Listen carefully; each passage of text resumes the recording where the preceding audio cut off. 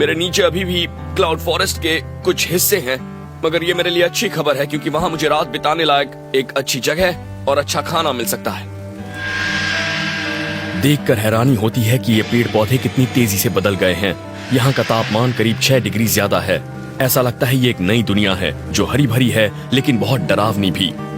जब इन निचले ट्रॉपिकल इलाकों में गर्म हवा आती है तब वो यहाँ कंडेंस हो जाती है और फिर 8 से 10,000 फुट की ऊंचाई पर उसकी वजह से बादल घिरते हैं, बारिश होती है और यहाँ इतनी खामोशी है कि मैं बारिश की बूंदों के अलावा और कोई भी आवाज बिल्कुल सुन नहीं पा रहा हूँ। और देखिए सब कुछ कितना गीला है। ये देखिए, आप इसे बाहर खींच सकते हैं, ऐसे निकाल लीजिए इसे और आप इसे दबाएंगे तो इसके अंदर से देखिए पानी निकल रहा है। इसका मतलब मुझे आगे कहीं पानी का सोता मिलेगा। पर यहाँ हर जगह सड़ रही लकड़ियों की बदबू आ रही है। ऐसा लगता है पूरा इलाका ही सड़ रहा है। क्लाउड फॉरेस्ट में जमीनी इलाकों के मुकाबले खाने पीने की ज्यादा चीजें मिलती हैं। यहाँ के उमस भरे और नम माहौल में हजारों तरह के पेड़ पौधे होते हैं और जीव भी। ये देखिए मुझे जंगल की फर्श पर क्या मिला है। ये एक सिसिलियन है जो आमतौर पर जमीन के नीचे रहता है और केंचुए वगैरह खाता है, मगर ये जमीन गीली हो गई है, लगातार बारिश हो रही है तो ये मजबूर होकर बाहर निकल आया है।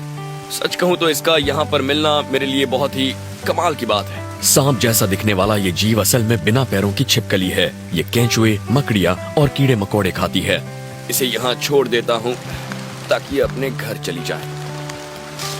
ये भले ही खाने लायक लग रही है मगर इसकी त्वचा के नीचे जहरीली ग्रंथियां हैं, इसीलिए मैं इसे नहीं खाऊंगा।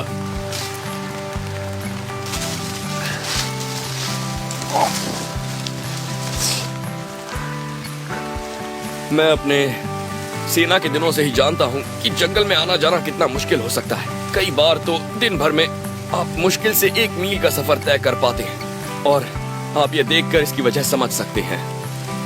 इतने घने जंगल में कोई भी आसानी से रास्ता भटक सकता है। 1986 में खजाना खोजने वालों की एक टीम इस क्लाउड फॉरेस्ट में इनका लोगों का सोना ढूंढने आई थी।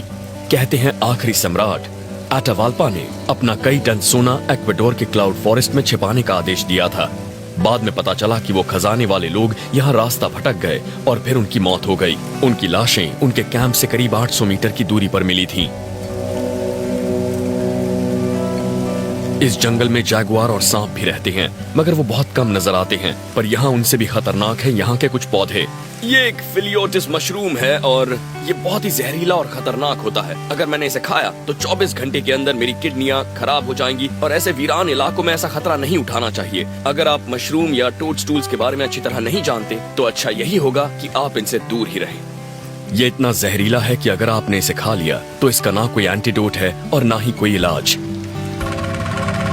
मैं अभी पहाड़ी की तरफ जा रहा हूँ। वहाँ नदी मिलने की संभावना ज्यादा है लेकिन मेरी रफ्तार बहुत धीमी है।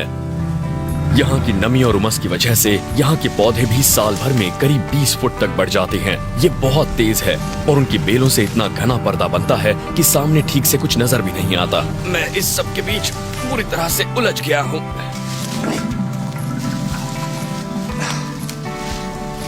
और आप जानते हैं कई बार आगे बढ़ पाना नामुमकिन हो जाता है।